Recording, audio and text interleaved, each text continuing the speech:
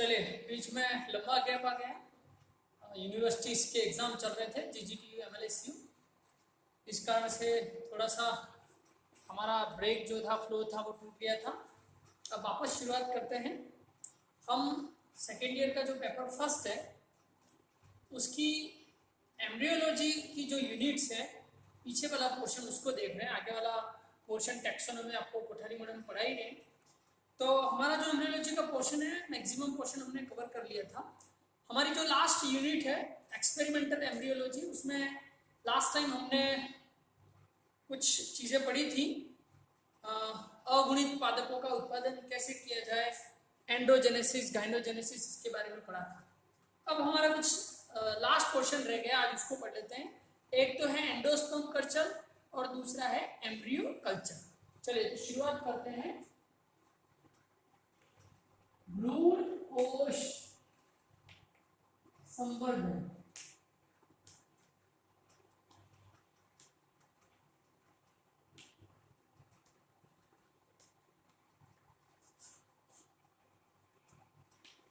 Endosperm culture, ठीक है। तो थोड़ा सा मैं आपको वापस क्लियर कर दूं। ये एम्ब्रियो जो है वो सस्पेंडेड होकर नीचे की ओर लटक जाता है और कहां पर पहुंच जाता है, एक त्रिगुणित उत्तक, जिसको हम कहते हैं भ्रूण कोश, जो भ्रूण को पोषण देने का कार्य करता है। ध्यान रहे, ये भ्रूण कोश कैसा उत्तक है, त्रिगुणित उत्तक है। तो इससे अगर जो प्लांट प्रोडक्शन होगा वो भी कैसा होगा, ट्रिप्लॉइड होगा। तो इसका संवर्धन कैसे करते हैं और क्यों करते हैं। तो पहले तो मैं एक चीज बताना चाहूंगा कि भ्रूण कोश का संवर्धन पराकोश या अंडाशय या दूसरे सभी उत्तकों की तुलना में आसान होता है। क्यों? क्योंकि ये एक अविभेदित उत्तक है। इसके अंदर कोई विशेष प्रकार के अंग या उत्तक, ऐसा डिफरेंशिएशन नहीं है, अविभेदित उत्तक है। और जो अविभेदित उत्तक है उसका जो संवर्धन है वो अपेक्षाकृत आसान होता है। तो लेम्पे और मिल्स, इन्होंने सर्वप्रथम प्रयास किया था भ्रूण कोश के संवर्धन का। लेम्पे एवं मिल्स प्रयास किया था, आरंभिक प्रयोग किए थे, लेकिन पूरी तरह से अंग विभेदन या उत्तक विभेदन या भ्रूण कोश से पूरा पादप विकसित नहीं कर पाए थे। लेकिन उन्होंने आरंभिक प्रयास किया था मक्का के भ्रूण कोश का संवर्धन करने का आरंभिक प्रयास किया था। लेकिन जो पूर्ण रूप से सफलता मिली 1949 में, ला रियू, इन्होंने डिटेल एक्सपेरिमेंट किया और इन्होंने भी मक्का के अपरिपक्व भ्रूण कोश को सफलतापूर्वक, जिसमें उत्तक भी बने, अंग भी बने, इस दशा तक उन्होंने इसका संवर्धन किया। तो ला रियू ने जब एक्सपेरिमेंट किए, उसके बाद तो बहुत सारे एक्सपेरिमेंट हुए भ्रूण कोश को अलग अलग तरह से कल्चर करने के। लेकिन ये जो आरंभिक प्रयास हुए उसमें से कहीं भी अंग विभेदन या उत्तक विभेदन की जानकारी नहीं मिल पाई। तो उसके संबंध में दो वैज्ञानिक थे हमारे भारत के ही, जोहरी एवं भोजवानी।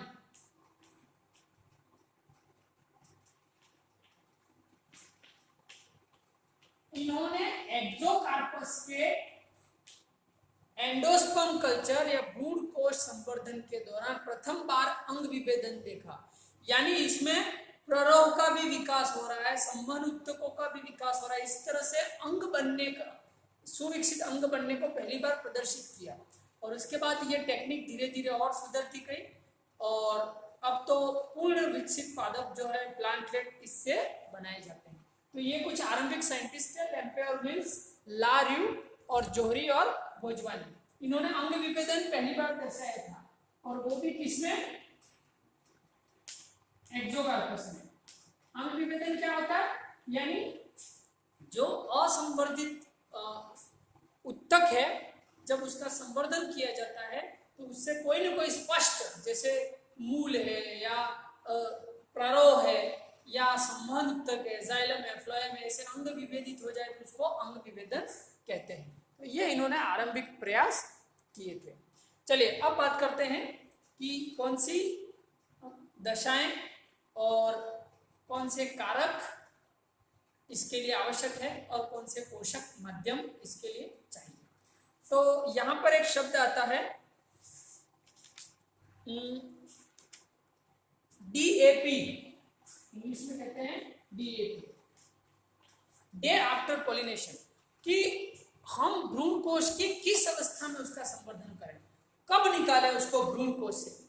अगर हमने बहुत ही अपरिपक्व या आरंभिक भ्रूण कोश ले लिया तो भी उसका कल्चर नहीं होगा, और हमने परिपक्व या बीज द्वारा पूरी तरह से उसका उपयोग कर लिया है उस अवस्था में लेंगे तो भी उसका संवर्धन नहीं हो पाएगा। तो यहाँ पर एक निश्चित अवधि है कि यदि हम परागण होने के 7वें दिन से 11वें दिन के बीज का भ्रूण कोश लें तो वो उपयुक्त है भ्रूण कोश के संवर्धन के लिए। यानी परागण हुआ उसके 7 दिन के पहले का अगर हमने भ्रूण कोश लिया तो उसका संवर्धन नहीं हो पाएगा, और 11 दिन बीत गए परागण के उसके बाद का भ्रूण कोश तक लिया संवर्धन के लिए तो भी सफल नहीं हो पाएगा। तो ये एक ऑप्टिमम रेंज है भ्रूण कोश के संवर्धन की, इसको कहते हैं डे आफ्टर पॉलिनेशन। तो ये जो है इसको आप ध्यान में रखना। चलिए क्या चाहिए इसके संवर्धन के लिए। तो लार्यू ने जो मक्का के भ्रूण कोश का संवर्धन किया था उसमें कुछ खनिज है, विटामिन है और यीस्ट का एक्सट्रैक्ट है, और कच्चे मक्के के दानों का ही एक्सट्रैक्ट या रस है उसका उपयोग किया था संवर्धन के लिए। संवर्धन का मतलब उगाना। अब ये संवर्धन शब्द कल्चर का मतलब क्या है, किसी भी उत्तक या कोशिका को पोषक माध्यम में रखना।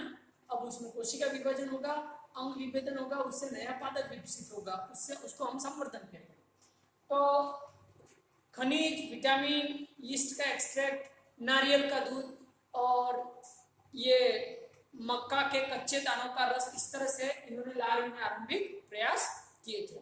लेकिन आप अंग विभेदन चाहते हैं और भ्रूण कोश से नए प्लांटलेट को विकसित करना चाहते हैं तो आपको कुछ ग्रोथ हार्मोन जैसे साइटोकाइनिन, ऑक्सिन, उनका भी उपयोग करना होगा।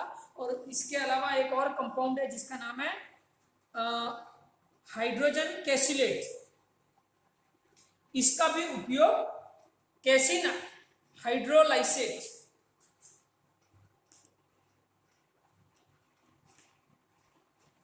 कैसिन एक प्रोटीन है, तो कैसिन हाइड्रोलाइसेट है, साइटोकाइनिन है, ऑक्सिन है, खनिज है, विटामिन है, यीस्ट एक्सट्रैक्ट है, नारियल का जो लिक्विड एंडोस्पर्म है, इनका कंपोजिशन आप काम में लेंगे तो आप सफलतापूर्वक एंडोस्पर्म कल्चर कर पाएंगे। तो वर्तमान में तो बहुत सारी ऐसी जातियां हैं, सेंटेलम है, चावल ओराइजा है, पुत्रन जीवा है, इन सब का सफलतापूर्वक एंडोस्पर्म कल्चर किया गया है। चलिए तो ये तो हुआ सब भ्रूण कोश संवर्धन के बारे में।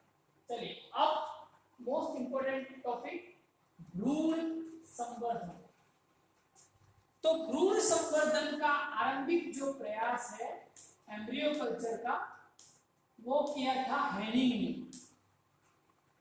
हेनिंग ने आरंभिक प्रयास किया था बीज में से भ्रूण को निकालकर उसको पोषक माध्यम पर रखना और उसको उगाना। एक और बात कि भ्रूण के संवर्धन के लिए ज्यादा जटिल पोषक माध्यम की आवश्यकता नहीं होती, क्योंकि भ्रूण एक ऐसा ऊतक है जिसमें उसके स्वयं के विकास के लिए सारी सुविधा मौजूद होती है। वो एक तरह से डेवलप्ड होता है, अपनी सारी चीजें स्वयं मैनेज कर लेता है। बहुत ही कम मात्रा में हमको कुछ कंपोजिशन की आवश्यकता होती है। तो हेनिंग ने प्रथम प्रयास किया था लेकिन पूर्ण रूप से उनको सफलता नहीं मिली, और भ्रूण संवर्धन का सफलतम प्रयास किया था लेबेक ने। और इन्होंने लाइनम, एक प्लांट है, लाइनम की अलग अलग प्रजातियों में क्रॉस से जो प्लांट बनते हैं और उसके जो सीड बनते हैं उनकी क्या समस्या होती है कि वो अंकुरित नहीं होते। देखिए दो अलग अलग जातियों के या एक ही पादप के अलग अलग किस्मों में आप क्रॉस करवाएं तो हाइब्रिड बनता है, संकर बनता है। अब संकर की ये समस्या होती है कि वो वायबल नहीं होते, उनके बीज अंकुरित नहीं होते। तो लेबेक में ये लाइनम के अलग अलग इंटरस्पेसिफिक क्रॉस से जो सीड प्राप्त हुए थे, उन सीड को तोड़ा, उसमें से एम्ब्रियो निकाला और उसको कल्चर करने का प्रयास किया और उनको सफलता मिली और उससे लाइनम के हाइब्रिड प्लांट डेवलप हुए। यानी नेचुरली तो सीड कभी भी जर्मिनेट नहीं होता, लेकिन लेबेक ने इस टेक्निक से प्लांट जनरेट कर दिए। तो इसके बाद साइंटिफिक कम्युनिटी का इस पर ध्यान गया कि यदि किसी कारण से बीज अंकुरित न हो या हाइब्रिडाइजेशन से कोई प्लांट डेवलप नहीं हो रहा हो, तो ये एक अच्छा तरीका है कि क्यों ना हम एम्ब्रियो को ही कल्चर कर लेते हैं।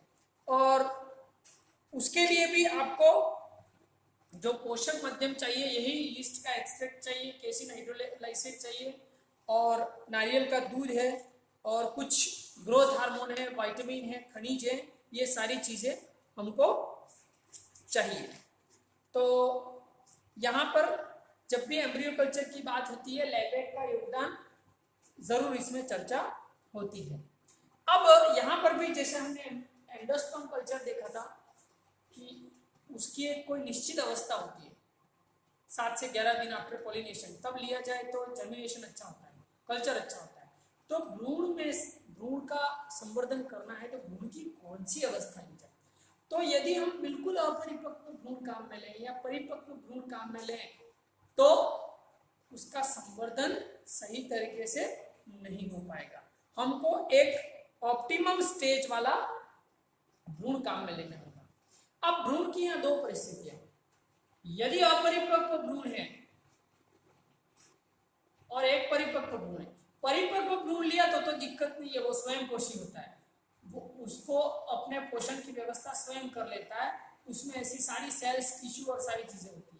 लेकिन यदि आपने ज्यादा कच्चा या अपरिपक्व भ्रूण ले लिया तो वह विषम पोषी होता है, उसको पोषण बाहर से देना होता है। तो अपरिपक्व अवस्था में भ्रूण लिया है तो आपको पोषक माध्यम में सारी सावधानियां रखनी पड़ेगी, आपको एक अच्छे स्तर का पोषक माध्यम बनाना पड़ेगा।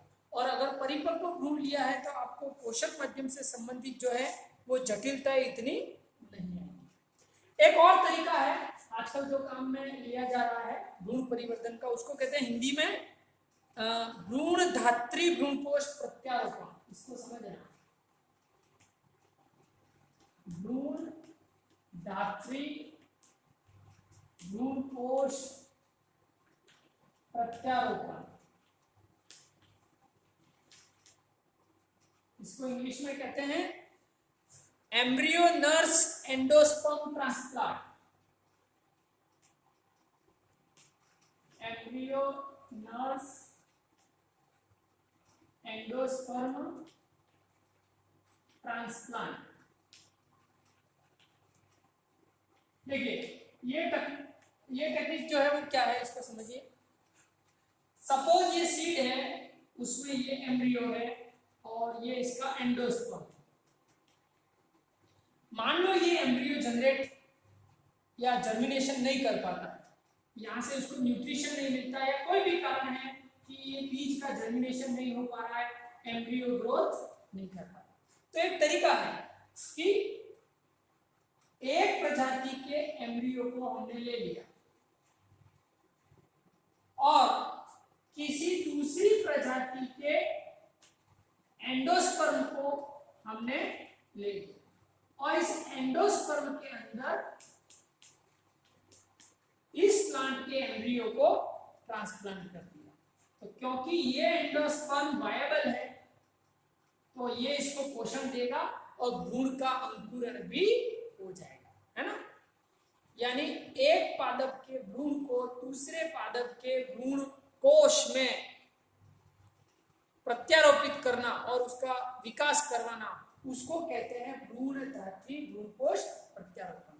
तो ये टेक्निक बहुत ही उपयोगी है किन परिस्थितियों में कि यदि किसी सीड में किसी भ्रूण का विकास नहीं हो रहा है, किसी कारण से उसको न्यूट्रिशन नहीं मिल रहा है, तो ये एक अल्टरनेट मैकेनिज्म।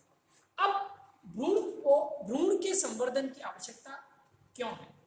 यदि बीज में स्वाभाविक रूप से ही भ्रूण का विकास हो जाता तब तो कोई दिक्कत नहीं थी, लेकिन किन परिस्थितियों में आवश्यक है? नंबर 1, जब कभी भी दो अलग अलग किस्मों के जातियों के पादपों का संकरण होता है तो संकर पादप के बीज जो है वो अंकुरित नहीं हो पाते। ऐसे बीजों के भ्रूण को निकालकर संवर्धन करवा के आप नया पादप विकसित कर सकते हैं। दूसरा, बीजों में कई बार प्रसुप्ति होती है, डोर्मेंसी होती है, लंबे समय तक वो जर्मिनेट नहीं होते, विश्रांति काल होता है। तो यदि हमें जल्दी प्लांट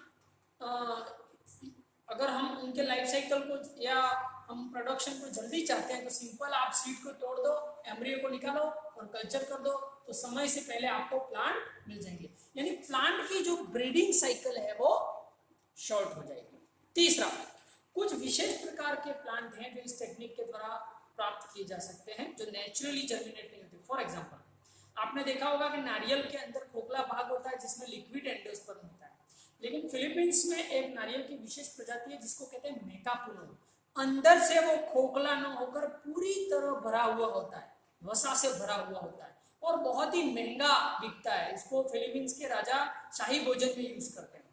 अब ऐसे जो फ्रूट है उनका एम्ब्रियो नेचुरली जर्मिनेट नहीं होता, तो ऐसे फ्रूट में से एम्ब्रियो को निकाल करके अगर हम उसका कल्चर करें तो आसानी से नए प्लांटलेट प्राप्त किए जा सकते हैं। और बीज जो है उनकी वायबिलिटी यानी उनकी जीवन क्षमता, वो वायबल है या नहीं उसको टेस्ट करने का भी ये सबसे बढ़िया तरीका है भ्रूण संवर्धन। इसीलिए भ्रूण संवर्धन किए जाते हैं।